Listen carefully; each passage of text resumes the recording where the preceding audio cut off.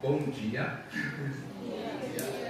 Bom, para quem não me conhece, meu nome é Caio. Seja muito bem-vindo você que está nos visitando. Seja muito bem-vindo você que está aqui todo domingo. Nós somos a ICIRP, Igreja de Cristo Internacional de Ribeirão Preto. Bom, como vocês bem podem ver aqui, o nosso tema de hoje, da nossa mensagem, é sobre uma substância, um componente, um ingrediente da nossa cozinha. Ele é muito comum nas receitas que a gente faz. E eu não sei qual a sua familiaridade com ele, mas hoje a gente vai explorar um pouquinho sobre isso. E é o fermento.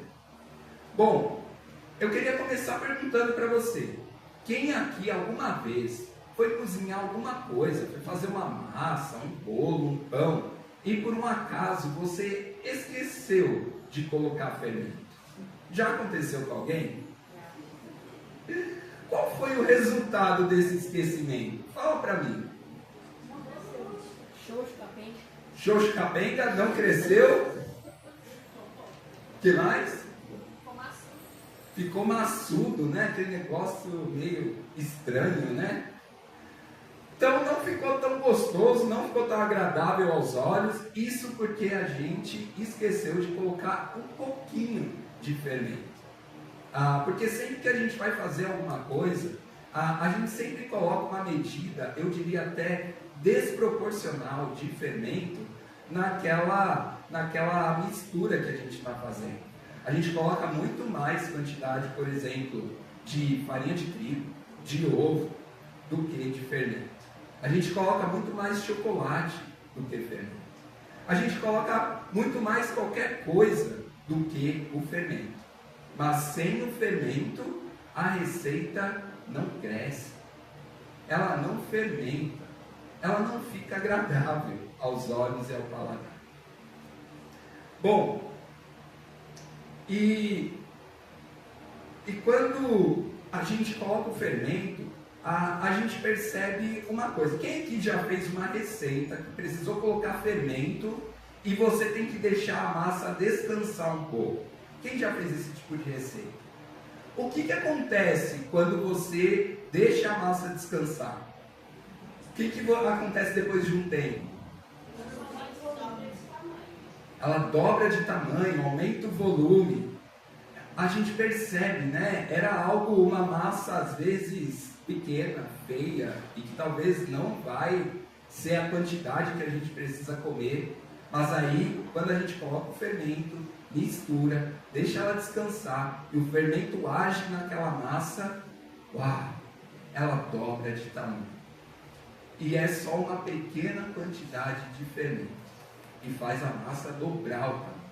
Eu nem consigo explicar isso quimicamente, fisicamente, mas depois, quem quiser uma explicação mais profunda, a Milene pode explicar para a gente. Bom, eu não sei se todos vocês sabem, mas alguns sim, que o meu pai é o cozinheiro da casa da minha família, né? Então lá entre meu pai, minha mãe, meus irmãos, meu pai é quem cozinha. E meu pai adora fazer bolo de fubá. E desde que eu era pequeno, meu pai faz bolo de fubá, e o bolo de fubá dele é muito bom. E eu lembro de uma vez específica, que meu pai esqueceu de colocar fermento no bolo, na massa do bolo. E eu lembro o quanto ficou estranho aquele bolo. Como alguns de vocês falaram aqui, ficou maçudo, ficou, sei lá, uma gosma estranha, não ficou apetitoso, não ficou bom. E eu lembro do meu pai tendo essa percepção: nossa, o fermento que eu esqueci de colocar estragou toda a receita. Recentemente, há umas 3 semanas atrás, mais ou menos, eu e a Priscila, a gente foi ter o nosso tempo de casal em casa, e o nosso tempo de casal era cozinhar juntos. E aí, eu estava com muita vontade de comer pizza. Então, para economizar, a gente foi no mercado, comprou os ingredientes e fomos lá nós fazer uma pizza. Bom, fomos fazer a pizza caseira, e aí na parte de sovar a massa, quem já passou por essa tortura aqui de sovar a massa? Sovar a massa dá muito trabalho. Uau! É um trabalho ali que, olha, eu acho que vale a pena, às vezes, R$70 que a gente paga numa pizza, porque o trabalho que eles têm é muito grande. E tá lá, eu e a minha esposa sovando a massa, aí reveza, ela ficou muito mais tempo lá do que eu, sovando, e a gente tentando sovar aquela massa, e vai, sem bater dele, vai, bate aquela massa, jogando todo o estresse que a gente tem tido da semana, do trabalho, na massa, e a gente tinha um vídeo para a receita.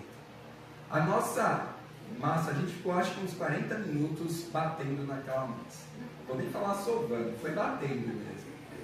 E nem ficou tão parecida com a massa sovada do vídeo que a gente estava vendo a receita. A gente ficou bem desanimado com a nossa pizza. A gente falou, meu Deus, não vai sair pizza disso daqui, vamos desistir. Vamos comer qualquer outra coisa. Vamos pegar a mussarela e o presunto e fazer um lanche e tá bom. Bom, o ponto é que a gente sovou.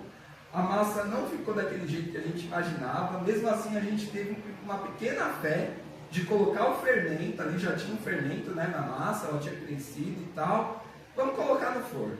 A gente colocou no forno, assou aquela massa, fizemos uma pizza.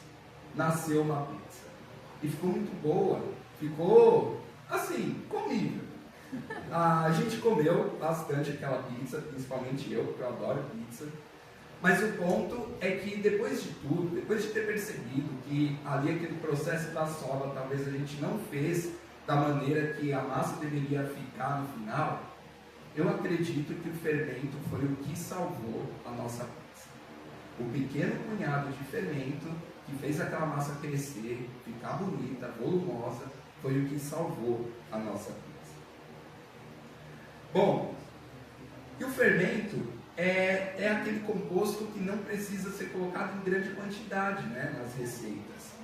Se a gente olha, é muito desproporcional. A gente bota uma pitada praticamente de fermento numa massa que é muito maior. E não sei se vocês sabem, existem 3 tipos hoje de fermento que são muito usados na nossa culinária brasileira, né? O fermento biológico, que é mais ideal para pizzas e pães. O fermento químico, que é mais ideal para bolos secos, que é um pouco mais rápido. E o fermento natural, que é mais utilizado para os pães artesanais. Então os cozinheiros, aí, os masterchefs de plantão, sabem de cor isso daqui que eu estou falando. Mas para a gente que está iniciando na cozinha, é bom a gente saber essa separação. Bom, e quem usa fermento sabe que ele precisa agir na massa, né? Então, às vezes ele precisa agir na massa, ficar um tempo de descanso, às vezes ele precisa ser dissolvido numa água morna, ou às vezes ele precisa ir ao forno, né? Vai na massa e vai ao forno e reage à alta temperatura do forno. É assim que o fermento funciona, uma pequena quantidade que vai agir na massa. E assim é o processo de fermentação. Então, é uma quantidade de fermento que se mistura na massa, e essa massa é envolvida por esse fermento, eles se tornam um só, e isso tudo cresce, fica mais bonito, volumoso, dobra de tamanho. E é por isso, por conta desse tempo, às vezes, que é necessário para o fermento agir na massa, que quando o povo de Deus precisou ser libertado do Egito, quando Deus foi libertar aquele povo do Egito, aquele povo levou pães sem fermento na sua viagem. O ponto é que eles não tinham tempo para esperar o fermento agir na massa de pão deles. E por isso, na cultura judaica, desde o Êxodo até a época de Jesus, existia uma festa chamada de Festa dos Pães Ázimos, que era uma festa coladinha à Páscoa. Até se confundia, até se comemorava ali junto com a Páscoa. Então o que acontecia? Tinha a Páscoa, logo no dia sequente à Páscoa, por 7 dias, era a festa dos pães ázimos. Então por 7 dias, os israelitas, os judeus, não podiam ter fermento na sua dieta e nem ter fermento dentro da sua casa. Era proibido, porque tinha toda uma simbologia dentro disso. A simbologia é porque Os pães sem fermento representavam pureza. Os pães sem fermento representavam a sinceridade dos judeus em relação a Deus. Os pães sem fermento representavam obediência a Deus. As casas deviam ser limpas do fermento, que simbolizavam uma espécie de contaminação, de impureza, de desobediência a Deus. Então, simbolicamente, o fermento era algo impuro, contaminado naquele período. Porque lá no Êxodo, os israelitas saíram do Egito e foram para a terra prometida sem fermento nos seus pães. Ou seja, a dieta do fermento e ter esses 7 dias sem usar fermento era um significado, uma ideia de remoção das coisas velhas para uma nova vida, assim como aconteceu no Êxodo. Mas o meu objetivo aqui não é que você pare de usar fermento nas suas receitas, tá? Para nós hoje não tem problema, use o seu fermento químico, biológico ou natural.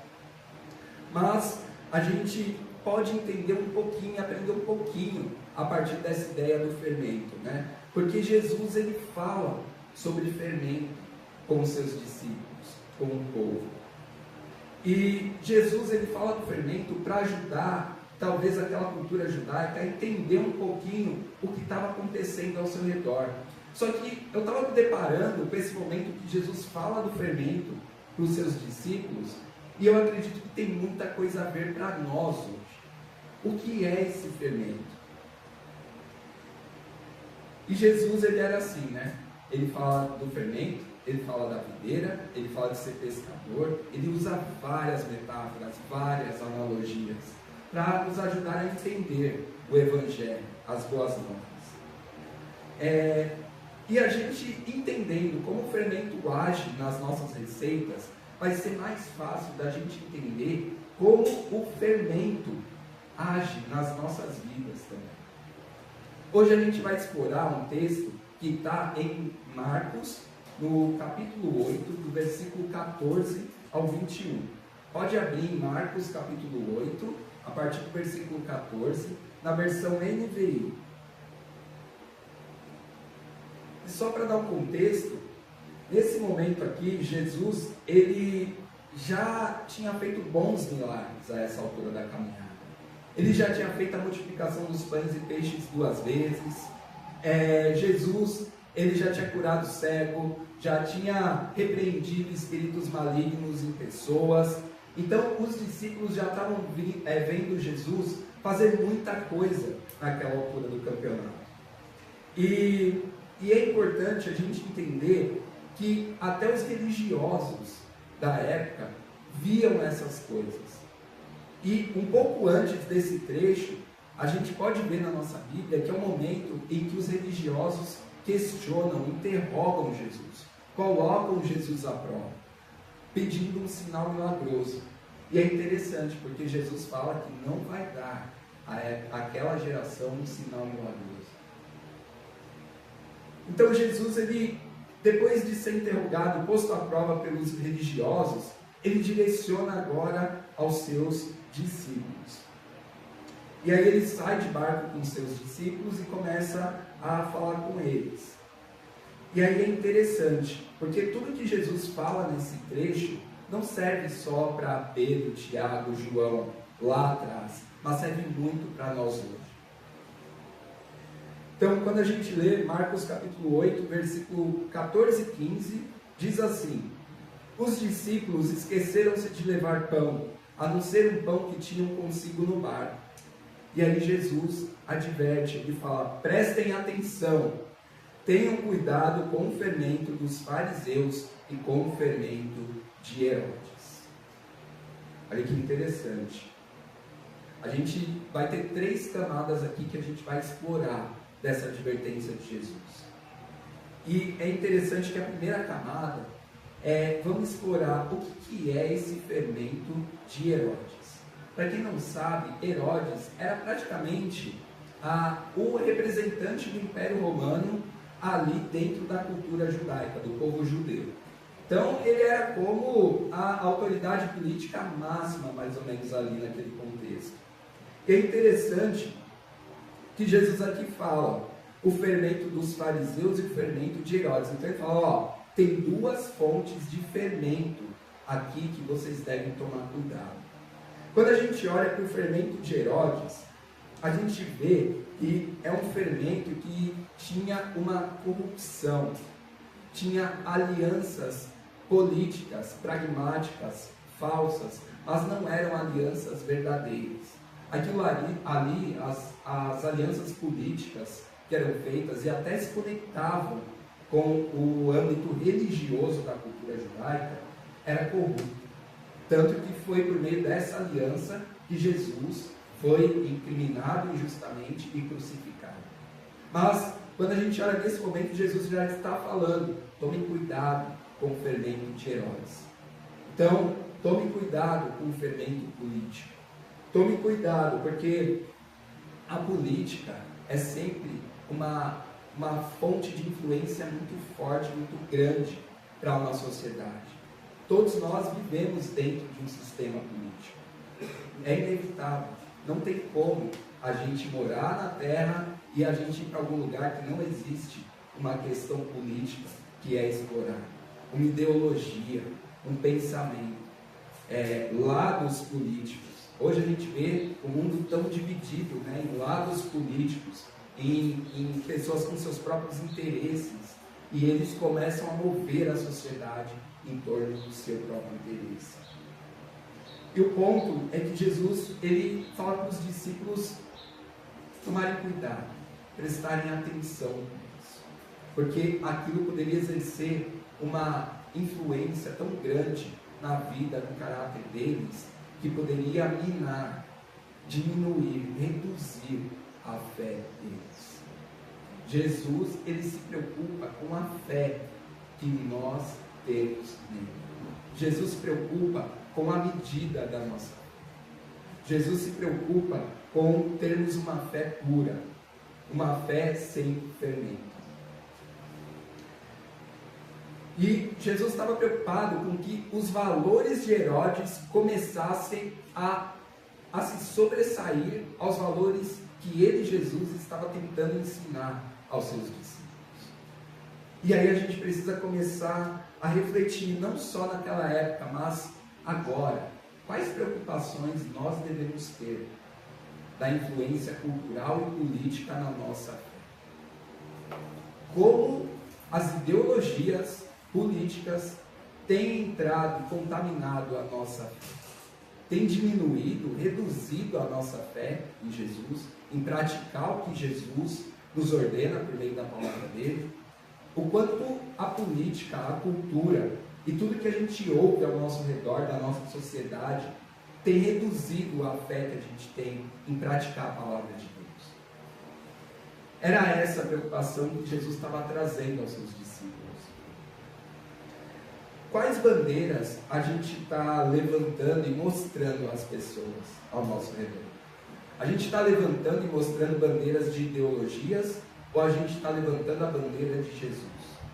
A gente está falando para as pessoas da ideologia política, de um lado ou de outro, ou a gente está falando para as pessoas da ideologia dos pensamentos e dos princípios de Jesus? Como nós estamos vivendo no meio de uma era com tantas vozes aos nossos ouvidos? A voz de Jesus continua sendo a voz mais forte para os nossos ouvidos e para o nosso coração?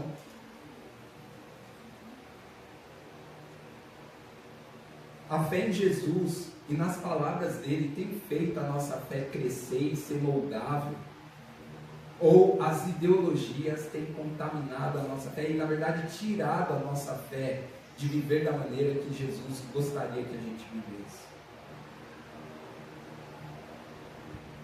E é interessante a gente pensar sobre essa primeira camada, o fermento de Herodes, o fermento político, ideologias, cultura.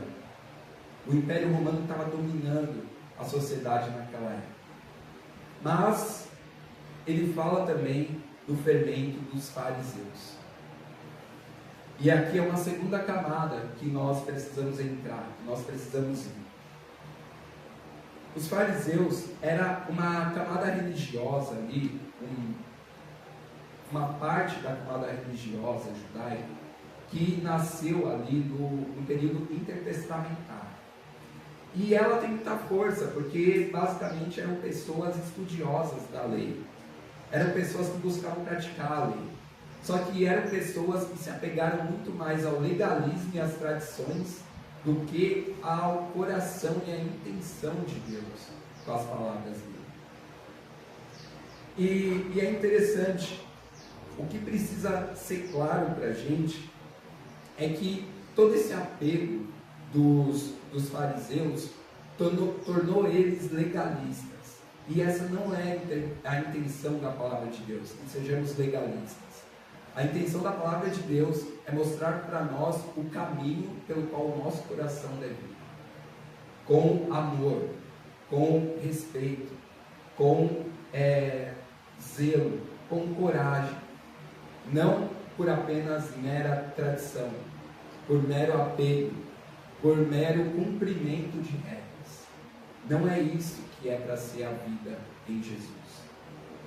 E essa era uma preocupação de Jesus. Por quê? Porque o legalismo torna as pessoas hipócritas. Não só o legalismo, a religiosidade torna as pessoas hipócritas. As pessoas começam a ficar distantes daquilo que deveriam praticar. Nos lábios, elas repetem aquelas palavras que estão escritas, mas o coração delas está distante. Essa era a preocupação de Jesus. Tanto que essa religiosidade, esse legalismo desses fariseus, fez com que eles, um momento antes desse que a gente está lendo, começassem a pôr Jesus à prova. Eles já tinham visto tanto sobre Jesus, ouvido tanto sobre Jesus, mas o coração deles ainda estava duro. O coração deles ainda não enxergava quem era Jesus, mas era tão óbvio tudo que Jesus estava fazendo e falando e ensinando. Mas a religiosidade, o legalismo, o apego a tradições, fez com que eles não conseguissem colocar o coração deles em Jesus. O fermento dos fariseus era a religiosidade pura, era um amor frio, eram só palavras sem prática, era um coração que estava muito distante de Deus, era ser hipócritas, não praticar aquilo que eles liam, aquilo que eles falavam, aquilo que eles até ensinavam ao povo. E a gente não está tão distante. Isso ainda é muito comum hoje. Em muitos lugares a gente vê, e às vezes acontece até com nós mesmos, de ler algo na Bíblia e a gente não conseguir praticar. Não ter o coração, não ter a disposição, não ter a fé, não ter o amor suficiente para cumprir aquilo que está escrito. Quantas vezes a gente não consegue traduzir em ações aquilo que nós vemos relatado no Evangelho? Quantas vezes a gente não tem fé de colocar em prática aquilo que Jesus pede? Uma preocupação do fermento religioso é o engano que ele traz, porque geralmente as pessoas que estão fermentadas por esse tipo de fermento, elas estão enganadas achando que elas estão muito perto de Deus. Mas na verdade elas são as pessoas que estão mais distantes de Deus. Todos nós precisamos diariamente fazer essa análise do nosso coração. Onde eu estou em relação a Deus? Onde eu preciso estar? A gente fica enganado e cego, achando que por saber o que está escrito e por falar para pessoas do que está escrito na Bíblia, a gente está perto de Deus.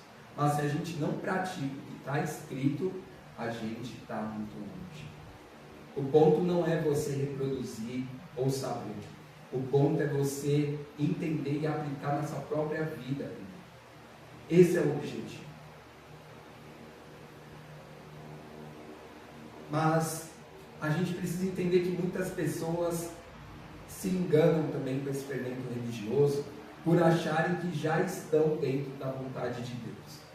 Por pequenas coisas, elas acham que já estão alinhadas com Deus. Por uma coisa só da vida dela, ela acha que ela está dentro da total vontade de Deus para a vida dela. Mas nós precisamos ser mais zelosos, porque não é tão simples assim. Na verdade é simples. Jesus falou: ame o seu Deus, o Senhor, e ame o seu próximo como a si mesmo. Mas será que a gente tem praticado tudo aquilo que é relevante para a gente amar a Deus e amar o próximo? E muitas pessoas às vezes se confundem, porque, por exemplo, eu vou dar um exemplo muito banal, muito comum. Muitas pessoas acham que é possível seguirem a Jesus sem fazer parte, sem ser igreja. Muitas pessoas acham que podem seguir Jesus dentro do seu egoísmo. Muitas pessoas acham que podem seguir Jesus praticando coisas parcialmente e não de maneira íntegra, por completo. O quanto esse engano tem transportado a gente para longe da vontade de Deus, no fim das contas. Nós precisamos ser mais zelosos. Nós precisamos entender a vontade de Deus. E é por isso que a gente é tão chato. Se você está estudando a Bíblia, se você está passando por isso com a gente é chato ao falar para você ler a Bíblia, não é? Eu sei que isso é chato, eu sei que isso é muito constrangedor às vezes, mas se você não tiver o seu relacionamento com Jesus por meio da palavra dele, você dificilmente vai conseguir entender a vontade dele para a sua vida. Não adianta só a gente ficar falando. Você precisa se relacionar com Jesus e entender as mudanças que ele quer fazer na sua vida. Por isso que é importante, estude a Bíblia. Se você ainda não deu esse passo, venha estudar a Bíblia com a gente. Venha entender um pouco do que Jesus quer te mostrar, sobre a mudança, a transformação de vida que você precisa ter. E aqui a gente vai para a última camada. Porque quando Jesus fala dessas coisas, dos fermentos para eles, os discípulos começam a discutir entre si e falam: é porque não temos pão. A gente só tem um pão para 13, os 12 mais Jesus. A gente tem um pão só, que a gente trouxe com a gente no barco, e é porque a gente não tem pão que ele está falando de fermento. Jesus está dando uma indireta para a gente. Jesus está atacando a gente por não ter comida. Mas o ponto é, eles viram Jesus multiplicar os pães e os peixes por 2 vezes, para no mínimo 4.000 pessoas. Será que o problema era eles terem apenas um pão para 13? Eu acho que esse não era o ponto. Só que aqui a gente começa a perceber, os discípulos começam a não enxergar claramente quem é Jesus e o que ele está fazendo. Por isso que Jesus, ele fala, ao perceber a discussão, Jesus perguntou: por que vocês ainda estão discutindo sobre não terem pão? Ainda não compreendem nem entendem? O coração de vocês está endurecido? Vocês têm olhos, mas não veem? Têm ouvidos, mas não ouvem? Não se lembram de quando eu parti os 5 pães para os 5.000? Quantos cestos cheios de pedaços vocês recolheram? Aí os discípulos responderam: 12. Nem de quando eu parti os 7 pães para os 4.000, quantos cestos cheios de pedaços vocês recolheram? 7. E aí Jesus disse: vocês ainda não entendem. A terceira camada é esse discurso muito claro de Jesus. O ponto principal aqui, lembra da fermentação do fermento, é uma pequena quantidade que transforma toda uma massa, uma pequena brecha, uma pequena voz, que a gente começa a ouvir, uma pequena ideologia, uma pequena parte da cultura, que é contra Jesus, que é contra a nossa fé, que entra aos nossos ouvidos e começa a reverberar dentro de nós, pode causar um estrago. E Jesus aqui, nessa terceira camada, ele evidencia a consequência da fermentação. Quando o fermento é ruim, é isso que acontece. Jesus mostra que aquele fermento ruim, seja de Herodes ou da religiosidade, ele começa a endurecer o nosso coração. Os discípulos começam a não entender as coisas. Isso começa a diminuir a fé de cada um deles. Os discípulos estavam se perguntando se era porque eles só tinham um pão, e Jesus fala: não é isso. Não é a questão física, não é a questão alimentar, é espiritual. É de vocês não terem o mesmo coração desses fariseus que acabaram de me interrogar, me pedindo um sinal. É de vocês entenderem que eu multiplico os pães e os peixes, que comigo não faltará nada. Vocês poderiam nem ter esse único pão. O ponto não é esse. Vocês não entendem. O ponto é vocês não duvidarem de quem eu sou. O ponto é vocês verem e enxergarem, ouvirem e escutarem. O ponto é vocês entenderem quem eu sou.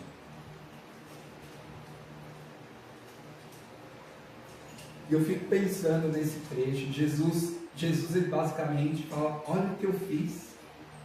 Vocês ainda não enxergam. E o ponto é, a gente vê Jesus e a gente ainda não enxerga, a gente ainda não escuta, a gente ainda não entende, o nosso coração se endureceu. A palavra de Deus é para isso. Deus basicamente, com a Bíblia, ele fala para mim e para você: olha isso, tenha fé, tenha esperança, tenha um coração moldável, siga Jesus, entenda. E nós precisamos entender, nós precisamos escutar, nós precisamos enxergar, nós precisamos ter uma fé, mesmo que seja de um tamanho de um grão de mostarda, porque essa fé vai crescer. A gente vê milagre, mas a gente não acredita. A gente lê as Escrituras, mas a gente não tem fé. Nossos ouvidos ouvem, mas a gente não escuta. Esse é o problema. Aqui que está a questão de Jesus. Não só com Pedro, Tiago, João, Judas, mas com a gente hoje, Pai Circo, ou você que está estudando a Bíblia, você que está vindo nos visitar. Esse é o ponto de Jesus. Você ver, entender e enxergar quem Ele é. Quando a gente começa a ler e não praticar, quando a nossa fé está tão pequena que a gente prefere nem agir, a gente desiste, é porque o nosso coração se endureceu. Simples assim. Quando a gente começa a deixar de ter fé, de praticar, de dar o passo, é porque o nosso coração está se endurecendo. A gente lê, vê quem é Jesus, mas não acredita. Quando o nosso coração se endurece, que é quando a gente não é mais conduzido pela fé, quando a gente começa a ter um coração resistente, a gente começa a ficar preocupado, desconfiado, a gente começa a ficar incrédulo sobre Jesus e sobre as palavras da Bíblia, não tem mais espaço para nós sermos lapidados no nosso coração, na nossa fé. Isso significa o nosso coração ter endurecido. E quando o coração se endurece, é necessário que haja uma quebra. É preciso que venha um martelo, ou, dependendo do quão endurecido está o nosso coração, uma marreta, uma picareta. Eu não sei o nível de endurecimento do coração de cada um aqui, mas provavelmente existe alguma área do meu coração que meu coração está endurecido. Eu posso ter uma boa parte do meu coração moldável, mole, mas pode ter uma parte que meu coração esteja endurecido. Às vezes o nosso coração todo está endurecido, que a gente não quer perdoar, a gente não quer pedir perdão, a gente não quer ajudar, a gente não quer ser humilde, a gente não quer ser vulnerável, a gente não quer fazer parte. A gente resiste a dar passos de fé. qual é o nível de endurecimento do nosso coração. E eu te falo que esse processo da quebra desse coração duro dói. Já aconteceu e acontece, vai acontecer até o fim da minha vida como seguidor de Jesus. A cada momento, a cada fase da minha vida vai ter um ponto do meu coração que precisa dessa quebra. E eu acredito que o coração de todos nós vai ser assim. O nosso coração está tão duro que ele precisa que venha essa marreta para quebrar ele. E essa quebra geralmente é algo que nos leva a uma profunda ruptura emocional e espiritual. Às vezes a gente vai se deparar com uma crise de identidade, uma crise existencial, uma crise de fé. São nesses momentos geralmente que está acontecendo a quebra do nosso coração endurecido. A gente acaba numa crise espiritual e geralmente emocional com as coisas que estão acontecendo ao nosso redor. Sejam elas coisas boas ou coisas ruins. Alguma coisa não vai estar mais fazendo sentido na sociedade e na cultura que a gente vive. Alguma coisa não vai estar fazendo sentido, mesmo a gente tendo todo o sucesso que a gente queria ter. Algo estará faltando.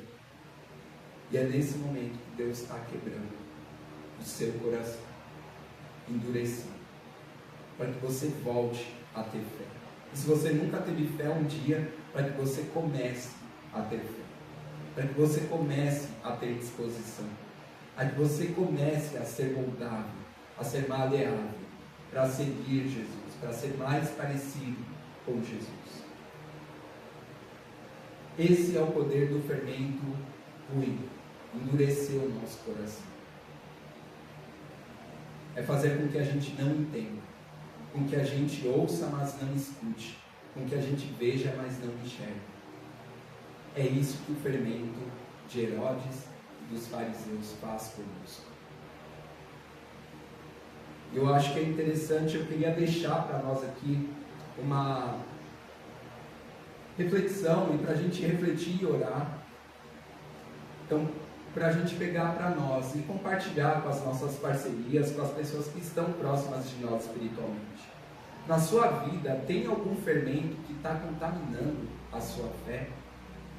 Então hoje, quais são as vozes que estão diminuindo, reduzindo a sua fé? Que estão te fazendo ouvir mais a cultura e a sociedade do que Jesus? Segunda coisa que a gente pode refletir e orar: quais são as coisas sobre Jesus que você não tem entendido? Quais são as coisas que Deus está falando? Olha aqui, olha o que Ele fez, e nós não temos entendido.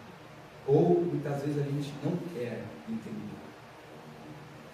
E terceiro, em quais áreas da fé o seu coração está endurecido? É na sua ajuda aos necessitados? É na sua comunhão? É em você desafiar as pessoas, ajudar elas a crescerem espiritualmente? É ter coragem para ajudar as pessoas a amadurecerem? Em qual ponto o seu coração está endurecido? Eu vou fazer uma oração. Deus, Pai eterno, poderoso, obrigado por Jesus que morreu na cruz por nós. Jesus, obrigado por tudo que o Senhor falou, tudo que o Senhor ensinou, tudo que o Senhor mostrou para a gente. A gente tem coisa suficiente na Tua Palavra para entender o que o Senhor queria que nós fizéssemos, que nós entendêssemos, que os nossos olhos se abrissem espiritualmente, nossos ouvidos se abrissem espiritualmente também. O Senhor, por meio de tudo que o Senhor fez, o Senhor quer nos ajudar a ter fé, a ter um coração moldável, maleável, um coração que vai ser dinâmico, que vai crescer de acordo com a Tua Palavra e com tudo aquilo que a gente vai dando passos na nossa vida. Eu oro para que o nosso coração não esteja endurecido. E onde quer que ele esteja endurecido, que o nosso coração seja quebrado pela Sua marreta, Deus. Que o nosso coração seja lapidado. Que o nosso coração seja moldável à semelhança de Jesus. Fique com o nosso coração, com a nossa fé, que é tudo que nós temos para o Senhor, Deus. Sem fé não veremos o Senhor, Deus. Sem fé não estaremos contigo na eternidade. nos ajude a ter fé, nos ensine a ter fé, que o nosso coração esteja aberto e moldável à Tua palavra e ao Senhor. Obrigado por tudo, em Teu nome, Jesus, oramos e agradecemos. Amém.